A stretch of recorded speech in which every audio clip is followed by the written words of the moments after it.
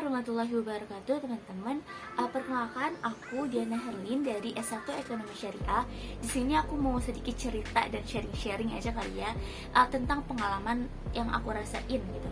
Nah, jadi teman-teman pernah gak sih ngerasain kesulitan bertransaksi ketika kalian pergi ke suatu tempat ingin belanja makanan atau belanja barang yang tapi ketika toko itu tuh tidak menerima pembayaran secara non tunai gitu. Agak repot gak sih? Rupanya kalau misalkan kita kan udah canggih ya, di mana-mana kita udah megang HP gitu, semuanya serba canggih. Kalau tidak ada kris gitu-gitu atau pembayaran secara non tunai, itu kayaknya agak repot ya. Kalau aku pribadi jujur itu agak repot ya teman-teman. Nah, aku juga mau sharing. Jadi aku pernah ke salah satu tempat di daerah Jakarta. Tempatnya cukup terkenal. Jadi aku pergi ke salah satu food courtnya. Ketika aku nanya, "Mbak, ada bisa membayar secara non tunai?" Kata mbaknya nggak bisa. Mungkin lebih lengkapnya ada di video berikut ini. Mau pesen nasi sama soto ayam satu.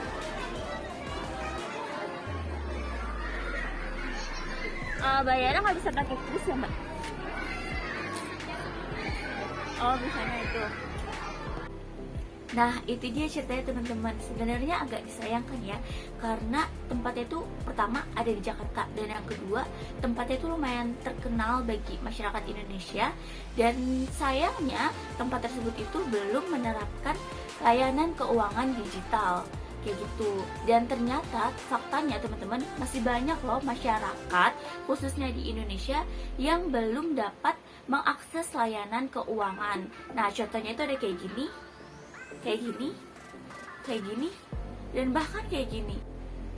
Nah, dari data itu kita tahu bahwa ternyata masih banyak masyarakat di Indonesia yang belum dapat mengakses layanan keuangan. Padahal layanan keuangan itu sangat penting, karena dengan banyak masyarakat yang tahu layanan keuangan, maka akan meningkatkan kesejahteraan ekonomi masyarakat. Lah, kok gitu? Emang apa sih hubungannya antara layanan keuangan dengan kesejahteraan ekonomi masyarakat? Jadi gini teman-teman, keuangan inklusif adalah kondisi di mana seluruh anggota masyarakat mampu mengakses layanan keuangan formal yang berkualitas, tepat waktu, lancar, dan aman. Tentunya dengan biaya yang sesuai dengan kemampuan dan kondisi masyarakat. Singkatnya, inklusif keuangan ialah kondisi di mana semua masyarakat tahu dan tanpa terkecuali bisa mengakses layanan keuangan. Contoh sederhananya itu seperti tabungan, asuransi, dan sistem perkreditan. Nah, inklusi keuangan itu nggak serta-merta datang begitu aja teman-teman. Tapi, inklusi keuangan itu mempunyai beberapa tujuan. Tujuan inklusi keuangan. Yang pertama, ialah meningkatkan akses masyarakat pada suatu produk, lembaga, atau layanan jasa keuangan. Yang kedua, menyediakan produk atau layanan jasa keuangan PUJK, pelaku usaha jasa keuangan. Yang ketiga, meningkatkan produk atau layanan jasa keuangan yang bisa disesuaikan dengan kemampuan dan keperluan masyarakat luas. Yang keempat, meningkatkan kualitas produk serta layanan jasa keuangan. Terus, pentingnya inklusi keuangan itu apa? Inklusi keuangan sangatlah penting karena dengan adanya inklusi keuangan, maka dapat yang pertama meningkatkan efisiensi ekonomi, yang kedua mendukung stabilitas sistem keuangan, yang ketiga mengurangi shadow banking atau irresponsible finance, yang keempat mendukung pendalaman pasar keuangan, yang kelima memberikan potensi pasar baru bagi perbankan, yang keenam mendukung peningkatan Human Development Index atau HDI Indonesia, yang ke-7 berkontribusi positif terhadap pertumbuhan ekonomi lokal dan nasional yang berkelanjutan, yang ke-8 mengurangi kesenjangan dan kredibilitas low income trap sehingga dapat meningkatkan kesejahteraan masyarakat yang pada akhirnya berujung pada penurunan tingkat kemiskinan. Maka dari itu, kita perlu belajar dan mencari tahu lebih dalam tentang akses layanan keuangan. Kebayang gak sih, lewat kemudahan akses layanan keuangan, inklusif keuangan dapat tercapai sehingga ekonomi masyarakat meningkat, yang pada akhirnya akan berujung pada kesejahteraan masyarakat. Bayangin aja nih teman-teman, misalnya ada pelaku UMKM daerah terpencil di Indonesia yang membutuhkan dana untuk mengembangkan usahanya, tapi karena mereka tidak memiliki akses layanan keuangan, karena kurangnya pemahaman atau minimnya pengetahuan, dan masih belum meratanya layanan keuangan. Terus apa yang terjadi? Kemungkinan pelaku UMKM tersebut usahanya bangkrut dan ekonominya pun ikut menurun. Sedih banget gak sih teman-teman dengarnya kalau kayak gitu. Maka dari itu, layanan keuangan yang dapat terjangkau atau inklusif keuangan sangatlah penting agar segala akses layanan keuangan formal seperti sistem perkreditan dapat diakses oleh kelompok rentan, yang dimana hal ini bisa dimanfaatkan, disalurkan dengan baik, yang tujuannya pada akhirnya ialah mengurangi kesenjangan sosial dan kemiskinan di masyarakat. Nah, pertanyaan selanjutnya ialah, ada nggak sih program keuangan inklusif yang dicanangkan oleh pemerintah dan Bank Indonesia guna meningkatkan dan mengatasi permasalahan keuangan inklusif di Indonesia? Jawabannya ada teman-teman. Pemerintah dan Bank Indonesia telah membuat dan mencanangkan program keuangan inklusif, yaitu layanan keuangan digital dan branchless banking. Kurang lebih skemanya seperti ini.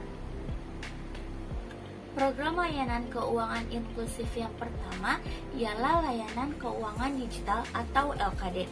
LKD adalah layanan jasa sistem pembayaran dan keuangan yang dilakukan melalui kerjasama pihak ketiga dengan menggunakan sarana dan perangkat teknologi seperti perangkat mobile maupun perangkat web yang tujuannya ialah untuk keuangan inklusif. Layanan keuangan ini sangat bermanfaat bagi masyarakat yang kesulitan mengakses layanan keuangan tradisional seperti bank. Hal ini dapat meningkatkan inklusi keuangan, meningkatkan transaksi keuangan, dan memungkinkan akses ke layanan keuangan yang lebih terjangkau. Adapun jenis-jenis layanan keuangan digital itu terbagi menjadi dua. Yang pertama, layanan keuangan digital di bawah Bank Indonesia, dan yang kedua, layanan digital di bawah OJK atau Otoritas Jasa Keuangan. Untuk layanan keuangan digital di bawah Bank Indonesia, itu contohnya ada e-money, e-wallet, payment gateway, KRIS, transfer, remitansi, open API, dan verifikasi identitas. Sedangkan layanan keuangan di bawah OJK itu ada fintech lending, crowdfunding, digital bank, dan pay later. Nah, yang selanjutnya ini masih salah satu jenis layanan keuangan digital, yaitu branchless banking atau laku pandai. Nah, jadi branchless banking ialah layanan yang dimana pihak bank tidak memiliki kantor bank, kantor atau cabang bank itu sendiri. Jadi, nasabah dalam melakukan transaksi keuangan itu tidak perlu datang ke kantor cabangnya atau ke kantor banknya itu sendiri, melainkan nasabah bisa melakukan transaksi keuangan melalui agen-agen ataupun outlet yang tersebar di beberapa tempat seperti minimarket, bengkel, warung kopi, dan lainnya. Branchless banking difokuskan untuk wilayah yang belum terjangkau oleh jaringan perbankan, sehingga nasabah tidak perlu menghabiskan banyak waktu dan banyak tenaga untuk datang ke kantor cabang hanya untuk melakukan layanan keuangan.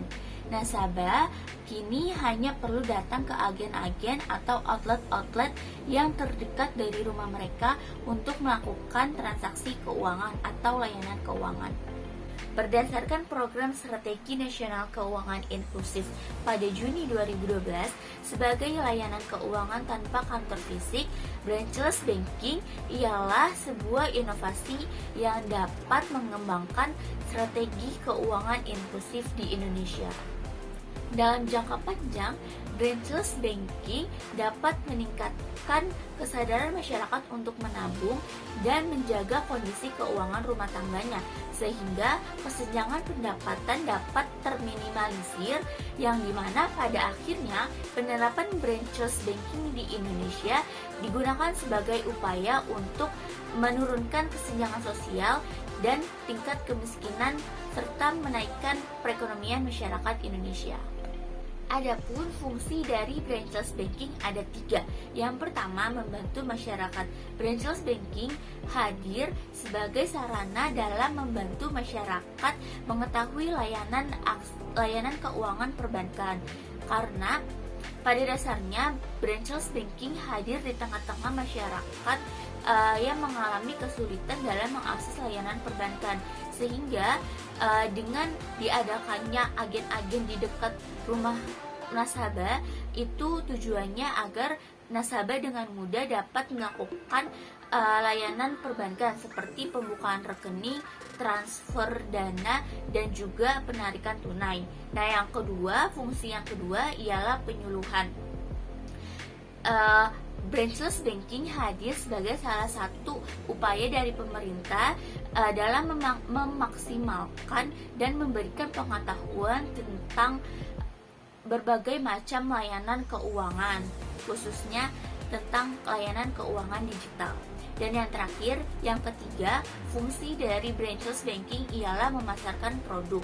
Branchless banking fungsinya sebagai memasarkan produk, yang dimana produk-produk perbankan seperti produk tabungan, kredit, dan asuransi diberikan atau dipromosikan kepada masyarakat. Nah, selanjutnya apa aja sih contoh branchless banking itu? Nah, contoh branchless banking itu ada banyak banget.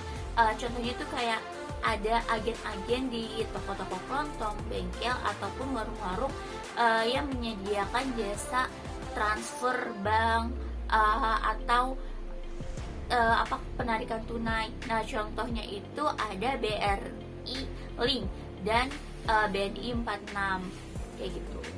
Nah, namun teman-teman, semakin majunya perkembangan zaman, semakin majunya teknologi, semakin canggihnya teknologi, maka ada permasalahan yang ditimbulkan itu sendiri. Nah, permasalahannya itu ialah tentang kebocoran data, yang dimana salah contohnya itu atau contoh kasus dari branchless banking ini ialah ini kasus di atas. Kasus pembobolan M-Banking. Nah, kasus ini tuh sudah banyak banget terjadi di tengah-tengah masyarakat. Nah, kasus itu atau kasus pembobolan M-Banking ialah kasus di mana seseorang melakukan kejahatan dengan cara melakukan atau menarik data untuk mendapatkan keuntungan dari akun tersebut, yang dimana mungkin ini menjadi salah satu masalah yang sering banget terjadi di Indonesia gitu ya, dan banyak banget menjadi korban. Nah, maka dari itu teman-teman, kita perlu belajar tentang layanan keuangan digital. Namun kita juga perlu berhati-hati dalam hal dalam hal menyebarkan data kita dan melindungi data pribadi kita, supaya permasalahan dari teknologi yang semakin canggih ini dapat minimal terminimalisir terjadi pada diri kita sendiri, seperti itu. Nah, jadi itu dia teman-teman curhatan aku yang panjang kali lebar kali tinggi ya. Semoga teman-teman bisa mengerti dan mengambil hikmahnya dari apa yang aku ucapin. Kurang lebihnya aku mohon maaf. Wabillahi taufiq wal hidayah. Wassalamualaikum warahmatullahi wabarakatuh. Dadah.